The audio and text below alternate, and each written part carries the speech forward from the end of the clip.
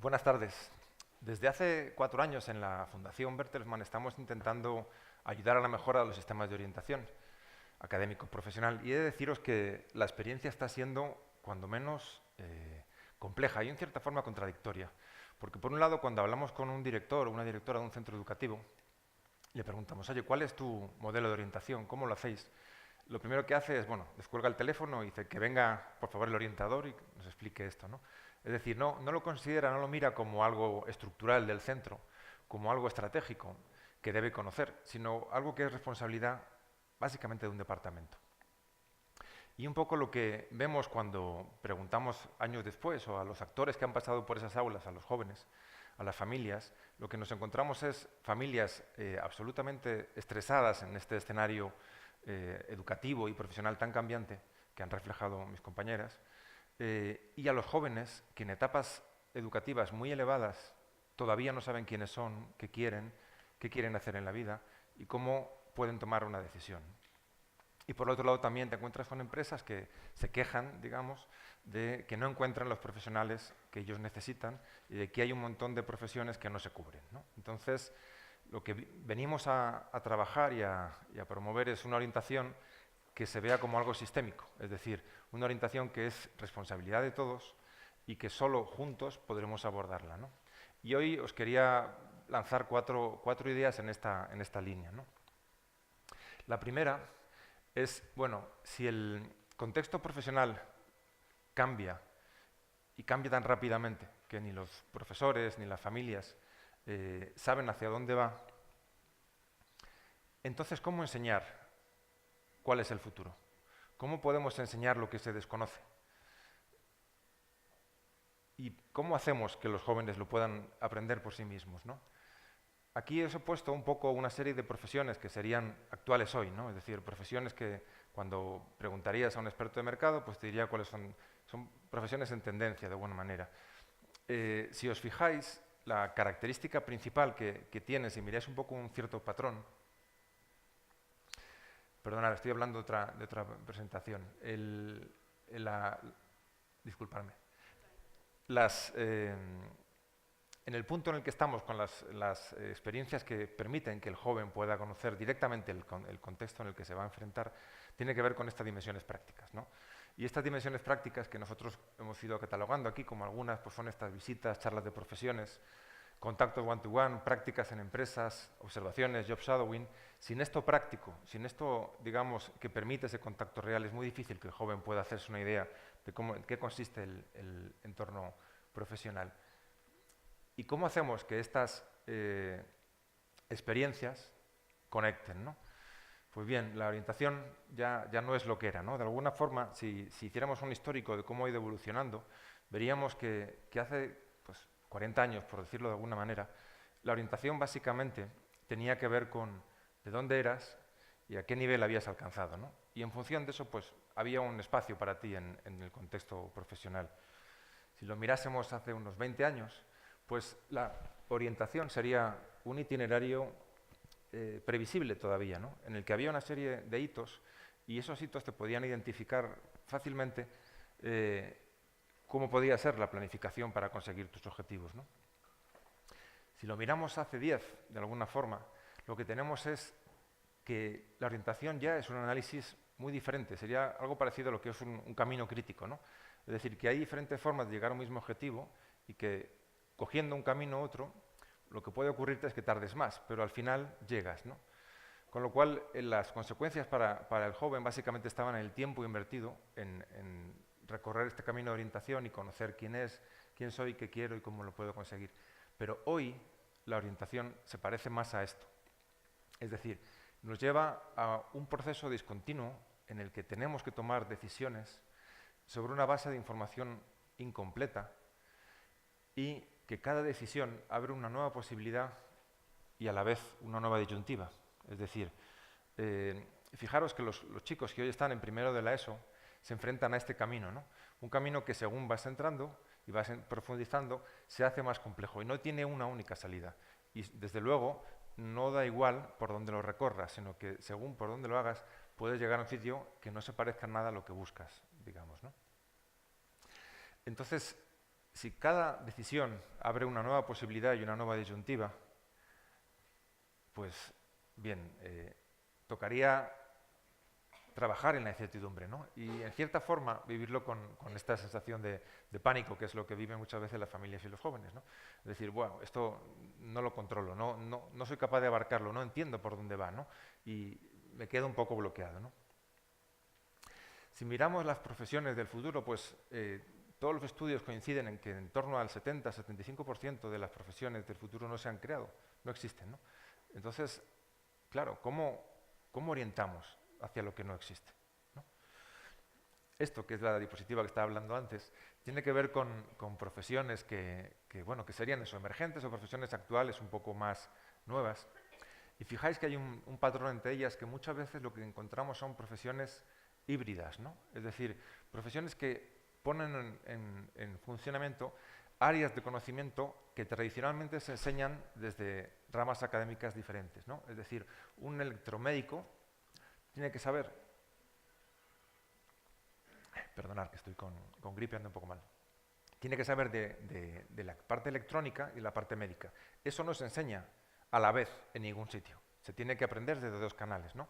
Un químitrónico o un broker de redes sociales le va a pasar exactamente lo mismo, ¿no? Un diseñador que está aplicado más en técnicas de CAD, que va a trabajar diseñando órganos en 3D, tiene que trabajar con la dimensión médica y la dimensión, digamos, de proyecto en 3 dimensiones. Entonces, bueno, si esto es hoy y ya es complicado, bueno, la pregunta que nos hacemos todos es ¿qué haremos en el futuro, ¿no? Y eso, pues, hay una respuesta fácil, que es que veremos Netflix, ¿no? O sea, está bastante claro. Pero aparte de esto, lo quiero usar como ejemplo de por dónde va la cosa, ¿no? Si hace 20 años Reed Hastings se le ocurrió una idea que ahora nos parece una absoluta estupidez, ¿no? Que es, bueno, pues enviar los DVDs por correo, ¿no? En aquella época. Pensar que Netflix no es tan joven como nosotros imaginamos, ¿no? Hay pues YouTube, tal, que son mucho más recientes, pero Netflix tiene 20 años, ¿no? Y empezó con una idea que parece un poco absurda y fijaros en lo que se ha convertido, ¿no? Es decir, que hasta con una idea tan poco afinada, digamos, es capaz de revolucionar el mundo de la distribución de medios audiovisuales como lo ha hecho esta compañía. Entonces, la respuesta a esta pregunta de por dónde irán las profesiones en el futuro, a qué se dedicarán los alumnos que hoy están en primero de la ESO, en el fondo es que solo lo podrán averiguar ellos, pero cuando estén más cerca de la situación, más cerca de la toma de decisión. Y por lo tanto, nuestro foco ha de estar en prepararles a ellos para que sepan identificar estas señales, que sean capaces de identificar patrones, tendencias, que les ayuden a su proceso de toma de decisiones, ¿no? Hay un concepto que está muy asentado, que es el lifelong learning, que antes lo comentaba, ¿no? El aprendizaje a lo largo de la vida.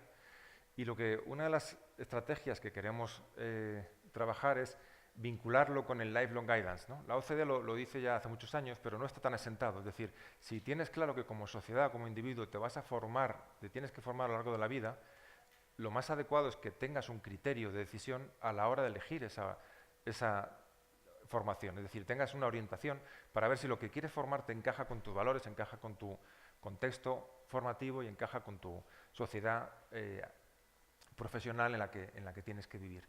Bien, y si la orientación es a lo largo de la vida, de alguna forma, y si lo comparamos con el deporte, pues tendríamos que pensar que todos los chicos, igual que en el deporte, empiezan a votar, aunque solamente 1 de cada 1000 se dedique profesionalmente a esta actividad profesional, pero todos tienen que saber una mínima base de psicomotricidad, de juego, para poder desarrollar otras competencias, ¿no? Pues la orientación sería así, una visión transversal que nos permite prepararnos para lo que pueda ser una trayectoria profesional de un joven de hoy en día, ¿no? Que hoy tenga 12 años y que va a tener pues, una trayectoria disruptiva en el que te va a tener que reinventarse 10 o 12 veces a lo largo de la vida, en el que va a tener que saltar de roles a nivel profesional, de ser un emprendedor a ser una persona asalariada, a ser un autónomo, a volver a ser asalariado, y todo eso necesita de una habilidad y una elasticidad que tienen que desarrollar, ¿no? Entonces, de alguna forma los tenemos que entrenar. Si queremos que tengan esa capacidad, tenemos que empezar a entrenarlos y a entrenarles lo antes posible, ¿no? Bien, por resumir y por cerrar un poco la presentación, lanzaros dos ideas, ¿no? Solamente. La primera es el tema del contexto, ¿no? Es decir, es muy importante que ayudemos a los jóvenes a entender el contexto en el que se mueven. Es decir, que trabajemos en aula y en casa esta dimensión de análisis para la toma de decisiones, ¿no? De analizar sobre la información que tengo a mi acceso, que es mucha, qué está pasando, cómo eso que pasa me afecta a mí y cómo puedo desarrollar una estrategia para tener éxito digamos, en la parte académica profesional, ¿no? Y también una reflexión sobre que hemos de ser capaces de vincular experiencia y vocación, ¿no? Sabéis de todo lo que las compañías tecnológicas en todos los países del mundo y en Europa también invierten en el fomento de las vocaciones STEM, ¿no? Porque son conscientes que necesitan una serie de profesiones científico-tecnológicas en mayor número de lo que el sistema educativo le está proveyendo, ¿no? Y lo hacen, bueno, pues haciendo talleres de robótica, charlas de todo tipo. Pero esto no funcionará si no va unido a experiencias. Si no conseguimos que los jóvenes en edades muy tempranas tengan experiencias de contacto real con este tipo de vocaciones científico-tecnológicas en primaria, y que ahí, que es cuando los chicos y las chicas están empezando a dibujar su imagen futura como persona, puedan vincularlo a una vocación que pueda tener un mayor desarrollo profesional, como pueden ser todas las disciplinas STEM, ¿no? Y bien, por cerrar, nosotros creemos mucho en este concepto de la orientación temprana y precisamente por eso desarrollamos una herramienta que es My Way Pass, y que ahora os pondré un vídeo, que básicamente lo que hace es acercarse a los jóvenes, permitir que la orientación se acerque de manera más suave, como algo lúdico y gamificado, como decías antes, Alfonso, ¿no? Es decir, como algo que de alguna forma vaya preparando en esta dimensión de que desde edades muy tempranas tenemos que desarrollar esta capacidad, ¿no? Bienvenido a mi nave, humanoide. Siempre he sentido fascinación por vosotros y hace tiempo que os observo en la lejanía. Ahora te invito a vivir conmigo una experiencia que te llevará a viajar por el espacio-tiempo. Sube a bordo de Way Pass. Discúlpame, no me he presentado. Soy Aima, inteligencia artificial creada el año 2100 por la Fundación Bertelsmann. Me han enviado desde el futuro para ayudarte a sacar el máximo provecho de este viaje. Excitante, ¿verdad? Para comunicarme contigo, he creado el algoritmo Blogger. Gracias a él, te puedo explicar cosas a través de Jules, Julie y Raúl. Estoy deseando que los conozcas. Pero, ¿qué pasa? Algunos archivos se han perdido durante mi viaje.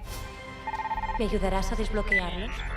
Para ello deberás completar las misiones de cada planeta que visitemos y así, además, también rellenarás tu Galaxy Pass, el pasaporte que reflejará las competencias que has ido adquiriendo. Comienza tu viaje para irlo completando. Se me olvidaba, en esta galaxia la moneda en curso son los años luz, con los que podrás mejorar tu traje y enviar regalos a tus amigos. Y para poder compartir cosas con ellos tendrás un canal de retransmisión en la estrella central Inspírate. Creo que no me dejo nada importante por contarte. ¿Empezamos?